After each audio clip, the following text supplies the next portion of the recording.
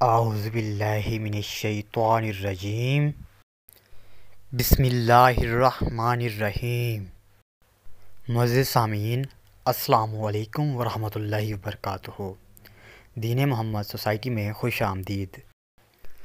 معزز سامعین، آج کی ویڈیو کا عنوان ہے 5واں پارہ والمحصنات کا اردو زبان میں مختصر خلاصہ۔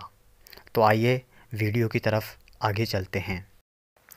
معزز سامعین، اس بارے میں 8 باتیں ہیں: خانہ داری کی تدابیر، عدل اور احسان، جہاد کی ترغیب، منافقین کی مذمت، قتل کی سزائیں، ہجرت اور صلاۃ الخوف، ایک قصہ، سیدھے راستے پر چلنے کی ترغیب۔ آئیے باری باری ان کا خلاصہ دیکھتے ہیں۔ خانہ داری کی تدابیر۔ پہلی ہدایت تو یہ ہے کہ مرد سربراہ ہے عورت کا۔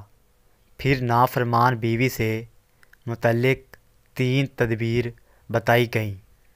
ایک یہ کہ اس کو وعظ و نصیحت کرے، نہ مانے تو بستر الگ کر دے، اگر پھر بھی نہ مانے تو انتہائی اقدام کے طور پر حد میں رہتے ہوئے پٹائی بھی کر سکتا ہے۔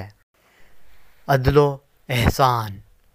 عدل و احسان کا حکم دیا گیا تاکہ اجتماعی زندگی بھی درست ہو جائے۔ منافقین کی مذمت۔ منافقین کی مذمت کر کے مسلمانوں کو ان سے چوکنا کیا ہے کہ خبردار، یہ تم کو بھی اپنی طرف کافر بنانا چاہتے ہیں۔ جہاد کی ترغیب۔ جہاد کی ترغیب کی کہ موت سے نہ ڈرو۔ نہ جہاد میں نکلنا موت کو یقینی بناتا ہے، نہ گھر میں رہنا زندگی کے تحفظ کی ضمانت ہے، وہ تو گھر بیٹھے بھی آ سکتی ہے۔ قتل کی سزائیں۔ قتل کی سزائیں بیان کرتے ہوئے بڑے سخت لہجہ استعمال ہوا ہے کہ کسی مسلمان کو ناحق قتل کرنے والا جہنم میں ہمیشہ ہمیشہ جلے گا۔ مراد یہ کہ اس کو جائز سمجھ کر قتل کرنے والا ہے۔ ہجرت اور صلاۃ الخوف۔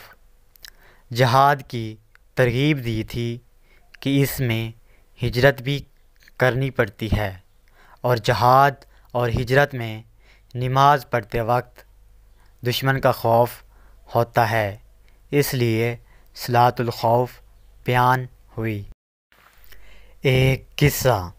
ایک شخص جو بظاہر مسلمان تھا لیکن در حقیقت منافق تھا، اس نے چوری کی اور الزام ایک یہودی پر لگا دیا۔